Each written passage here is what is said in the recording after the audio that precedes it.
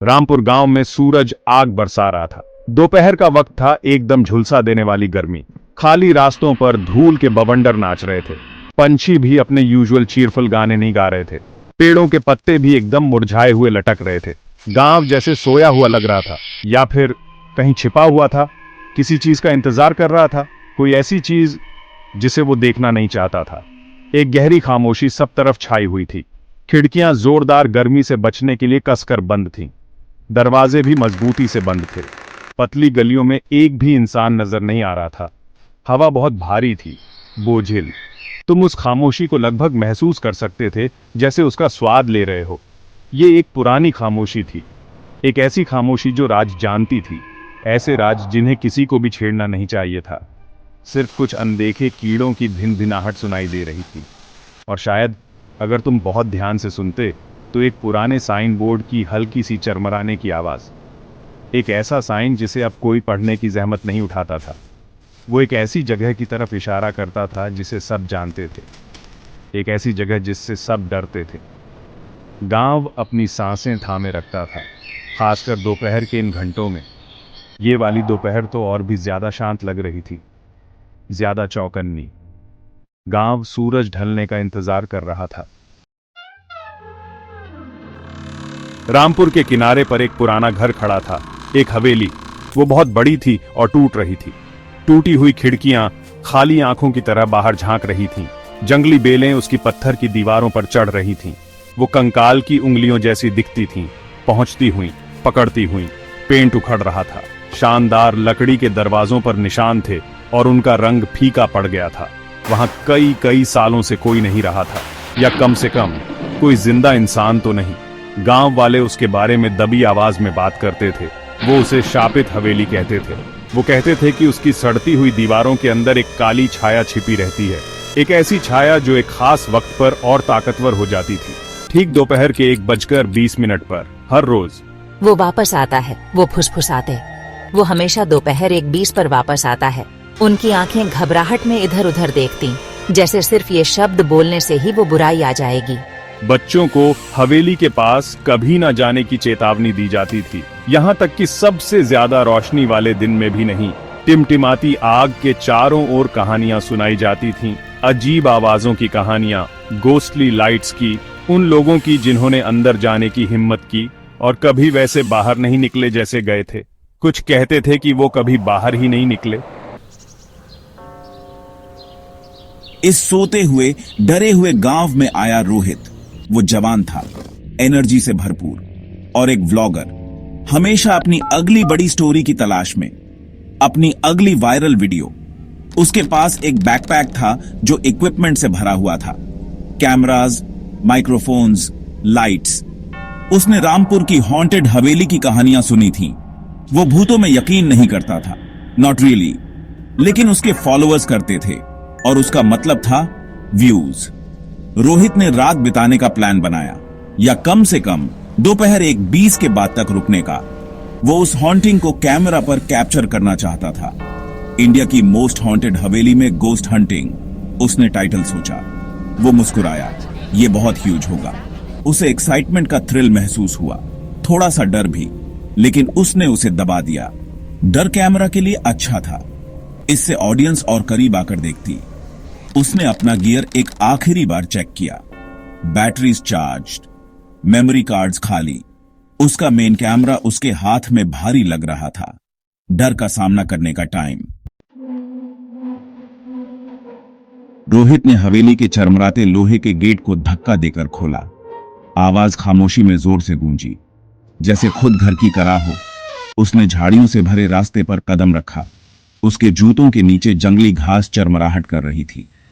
यहां की हवा यकीनन ज्यादा ठंडी थी। वो इसे अपनी स्किन पर महसूस कर सकता था। वो कांपा, लेकिन चलता रहा, उस बड़े से फ्रंट डोर की तरफ। वो थोड़ा सा खुला हुआ था, उसे बुला रहा था। उसने भारी लकड़ी के दरवाजे को धक्का दिया। वो धीरे धीरे कराहते हुए खुला। एक बड़ा अंधेरा हॉल नजर आया। हर चीज पर धूल की मोटी परत जमी थी, जैसे कोई भूरा कफन हो। मकड़ी के जाले फटे हुए पर्दों की तरह लटक रहे थे। जैसे ही उसने अंदर कदम रखा, वो उसके चेहरे से टकराए। उसे खांसी आई। हवा बासी थी, सीलन भरी, सड़न की गंध और कुछ और भी, कुछ हल्का सा मेटालिक, जैसे पुराना खून या झम। उसकी आंखें अंधेरे में एडजस्ट हो गई। उसने एक शानदार सीढ़ी देखी। उसकी लकड़ी जगह जगह से सड़ चुकी थी। सफेद चादरों से ढका फर्नीचर इंतजार करते भूतों जैसा लग रहा था। और फिर उसने उसे देखा, ऊंची छत से खतरनाक ढंग से लटकता हुआ एक बहुत बड़ा चैंडलियर, या जो कुछ भी उसका बचा हुआ था। कई क्रिस्टल्स गायब थे, दूसरे टूटे हुए थे। वो धीरे से हिल रहा था, जबकि अंदर कोई हवा नहीं थी। सेक्शन 5, टिकटॉक, डर और करीब आ रहा है। रोहित ने अपना मेन कैमरा ऑन किया। उसकी छोटी सी लाइट ने अंधेरे में एक कमजोर सी रोशनी डाली। उसने एक्सप्लोर करना शुरू किया, एक के बाद एक धूल भरे कमरे। हर कमरा और ज्यादा सड़न और ज्यादा खामोशी से भरा था। हर कदम की आहट गूंज रही थी। फर्श के तख्ते की हर चरमराहट गोली चलने जैसी लग रही थी। मैं जो देख रहा हूं उसे डिस्क्राइब कर रहा हूं, अपने नर्व्स को शांत रखने की कोशिश कर रहा हूं। लेकिन उसकी आवाज थोड़ी कांप रही थी। अचानक ऊपर से एक जोर की चरमराने की आवाज आई। रोहित वहीं जम गया। तुमने वो सुना? उसने कैमरा से फुसफुसाकर कहा। उसने अपनी सांस रोक ली, सुन रहा था, खामोशी।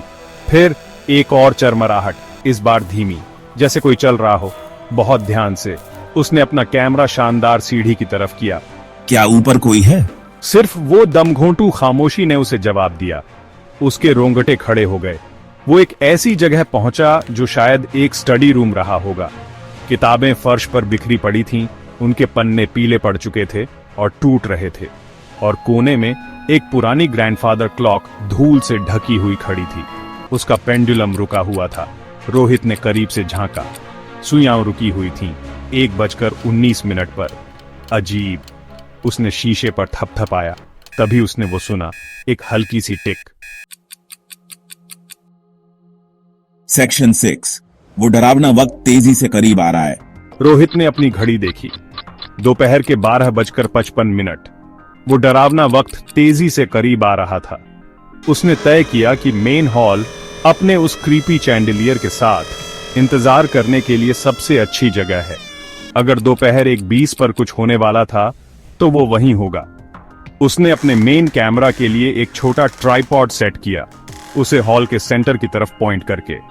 उसने अपना फोन कैमरा हाथ में रखा, कुछ भी अनयूजुअल रिकॉर्ड करने के लिए तैयार। हवेली का एटमॉस्फेयर और भारी और ठंडा होता गया। वो अपने सामने अपनी सांस को धुंध बनते देख सकता था। ये पॉसिबल भी कैसे था? बाहर तो झुलसा देने वाली गर्मी थी।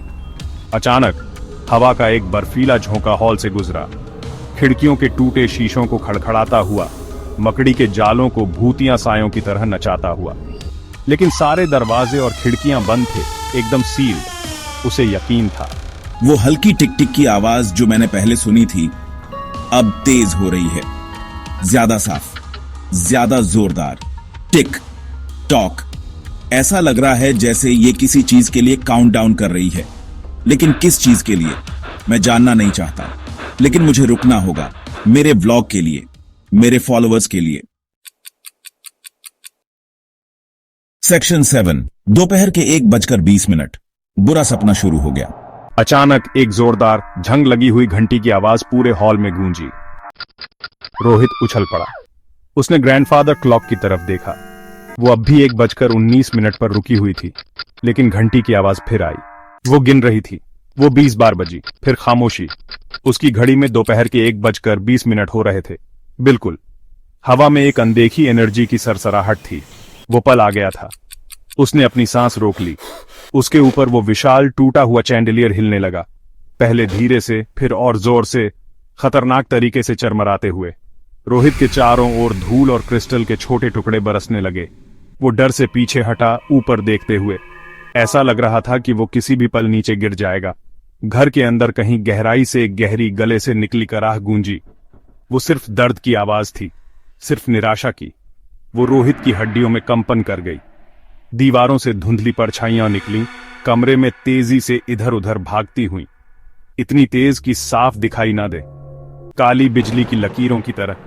एक हड्डियों को कंपा देने वाली ठंडक उसके पास से गुजरी, इतनी ठंडी कि उसकी स्किन जलने लगी। उसने अपने कंधे पर एक बर्फीला स्पर्श महसूस किया। उसकी सांस अटक गई। वो तेजी से घूमा। कुछ नहीं। S1 media group. Empty hallway with echoing sound, empty room with loud sound, hallway echoing with noise, edit stock, edit distribute underscore equally. Bong. Section 8, एक जलते हुए अतीत की गूंज। अपने भयानक डर के बीच रोहित की आंखों के सामने एक खौफनाक मंजर कौंध गया। आग गरजती हुई, सब कुछ निगलती हुई लपटें उस बड़े से हॉल को घेरती हुई। उसने लोगों को देखा, एक परिवार चीखते हुए, आग की लपटों में फंसे हुए। उनके चेहरे दर्द और डर से बिगड़े हुए थे। गर्मी बहुत तेज थी, जलती लकड़ी की गंध, जलते मांस की। ये इतना असली लग रहा था, जैसे वो वहीं हो, उसे जी रहा हो। हवेली उसे अपना भयानक राज दिखा रही थी, अपना दुखद अतीत, उसके कभी ना खत्म होने वाले दुख का कारण। आग अचानक लगी थी, तेजी से फैली थी। ठीक दोपहर 1:20 पर, दशकों पहले, कोई नहीं बच पाया था। पूरा परिवार उस आग में जलकर मर गया था। उनकी चीखें हमेशा के लिए खामोश हो गईं, या ऐसा सब सोचते थे। लेकिन उनका दर्द, उनका डर हवेली की दीवारों में समा गया था। उसने आग लगाई थी, उसे सब कुछ चाहिए था। उसने हमें धोखा दिया, उसने हमें अंदर बंद कर दिया था, और वो हमेशा लौटता है। सेक्शन 9, हमेशा के लिए परछाइयों में गायब। रोहित अंधेरे में अंधों की तरह हाथ पैर मार रहा था। उसके हाथ कांप रहे थे। वो अपने गिरे हुए फोन को टटोल रहा था। उसकी उंगलियां किसी ठंडी चीज से टकराईं। फोन नहीं, कुछ और, कुछ ऐसा जो ठंडी, नाजुक हड्डी जैसा लगा। उसने चीखकर अपना हाथ पीछे खींच लिया। उसे बाहर निकलना था, अभी। वो सांस नहीं ले पा रहा था। हवा धुएं से भरी हुई थी, या ये सिर्फ उसका वहम था। जलने की गंध बर्दाश्त से बाहर थी। वो उस तरफ लड़खड़ाया जिधर उसे लगा दरवाजा है, लेकिन हॉल का लेआउट बदल गया लग रहा था। दीवारें खिसक गईं, दरवाजे गायब हो गए, या शायद ये उसका डर था, उसकी पैनिक। वो फर्नीचर से टकराया, अनदेखी चीजों से ठोकर खाई। फिर एक कान फाड़ देने वाली आवाज के साथ मेन दरवाजे जोर से बंद हो गए। एक आखिरी आवाज, तबाही की। अंधेरे ने उसे पूरा निगल लिया। उसकी चीखें दब गईं, पुराने पत्थरों में खो गईं। कुछ दिनों बाद कुछ हिम्मत वाले गांव वाले हवेली के ग्राउंड्स के किनारे तक गए। उन्हें रोहित का फोन झंग लगे गेट के पास पड़ा मिला। उसकी स्क्रीन टूटी हुई थी। उन्होंने आखिरी वीडियो चलाया। वो ज्यादातर अंधेरा था, स्टैटिक से भरा हुआ, और रोहित की डरी हुई सांसों की आवाज थी। फिर उसकी चीखें।